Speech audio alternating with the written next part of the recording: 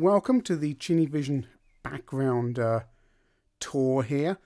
Just get my microphone down. It's a little bit there. This is where I record. This is the new setup I've got. Apologies for the dust and stuff on the side there, but this has only been finished off today. And yeah, there's the mixing desk. I see that's a few too many connectors in the top. I need some different leads to go into there and so on. But I thought I'd talk you through part of the new setup here that I've got. And I sound a little bit different at the moment because there's no processing switched in. Get a bit closer to the microphone. Microphone there. Rode NT1A on a proper Rode angle poise, which has just been installed today. Soundcraft desk here, Signature 10. Yeah, much more money for this, but I use this for other things. I use all of this for other things. If you're thinking of starting a YouTube channel, this is all complete overkill for what is going on.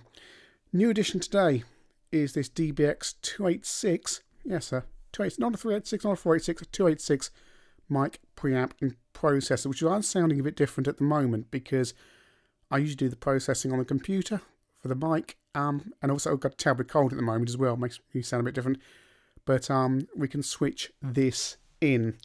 So the microphone goes into there before it goes into the mixing desk. So we've got a mic. You need to amplify any microphone because this isn't a USB setup or anything like that. Because this is a proper setup.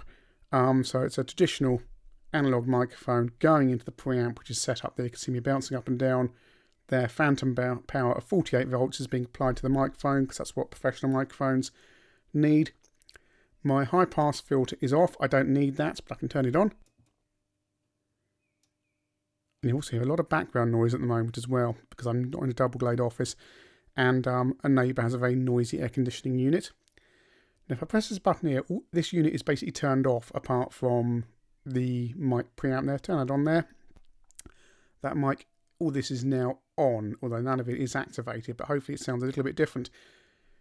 This is the voice processing section here, so if I turn that up there, and it all goes up there, you should see it hopefully starting to process my voice there. I won't sound particularly good at the moment. Need to turn my headphones down, very loud. So yeah, I mean that's a very approximate setting there, about there for me.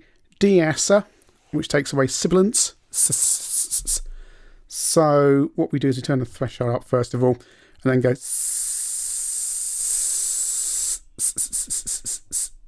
about there.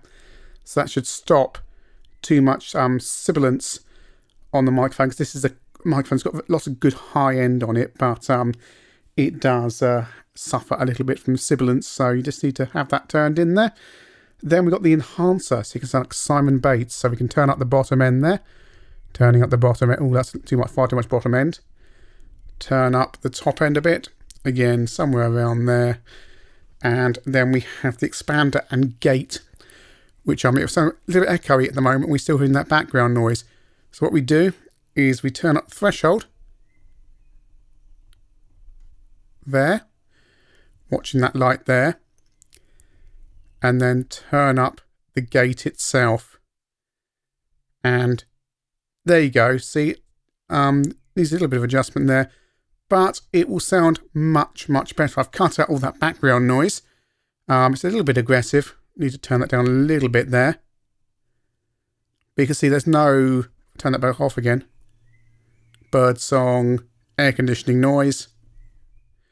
Now, of course, that doesn't kill the background noise because as soon as I start to speak, everything comes through. It's not a magic kind of thing in the box there. All it's doing is say the audio level is dropped below this level.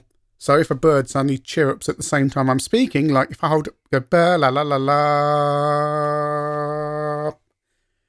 you might have heard things going on in the background there, because it's not, all it does is say, right, the audio's dropped below a certain level. I'm going to cut the audio down a bit. Still a little bit aggressive there. The output there just controls what goes into the mixing desk. You want that on about unity gain, about 0. And then my gain on the mixing desk, again, I'm going into a line in, not a mic in. So my gain is on 0 there. This comes in that fader there. And it can be sent off to whoever I like. Now, You're probably wondering what's this magic little box on the top here is. That's a PPM, a peak program meter, as beloved in radio and developed by the BBC and the EBU. And it's not very level on there, but what it does is it tells me what my audio level is. It's not like a VU meter, it holds the peaks. So I should be peaking up 5, which will equal 0 dB on the desk there. And that's where I want to be. That gives me enough headroom. So if I do this, that will probably overload it a little bit, although that should have caught it.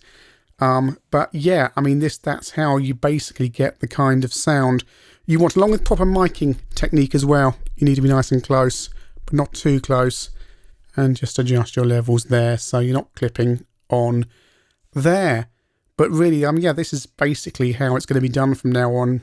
Previously, I would have just recorded it through the desk and then done it all on the computer, but now I can do it live. And if I'm going into a podcast or something, which is a rare treat, but sometimes happens, I can go all through this box as well as my other work and other bits and pieces I do from day to day. So yeah, that's all pretty good. And this is good because these units here cost about 800 quid, 750 quid new.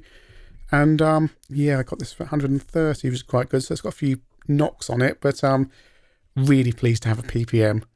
Really, I love PPMs. I was trained with them, and just looking down and knowing I'm peaking just about 5 and everything's fine. I like that. That's good. Although if you're in commercial radio, you can have your peaks bouncing out. There you go. You're not doing it properly unless you're bouncing off your LEDs there, and it's registering peak. And that little LED in the middle, it also registers phase problems because it's a stereo, so meter. So if there's a phase problem between level 1 and 2, it will turn red, which is rather marvellous. I'm sure people have got more elaborate setups. Mine isn't particularly good, but this will do me, and I'm very pleased to have this DBX unit in here. They're not expensive either. I think they're £135, £125. But obviously you've got to have the right kit to plug into it either side. And this isn't my final settings. I've just kind of shown a very basic setup there. We can turn it up to American kind of broadcasting.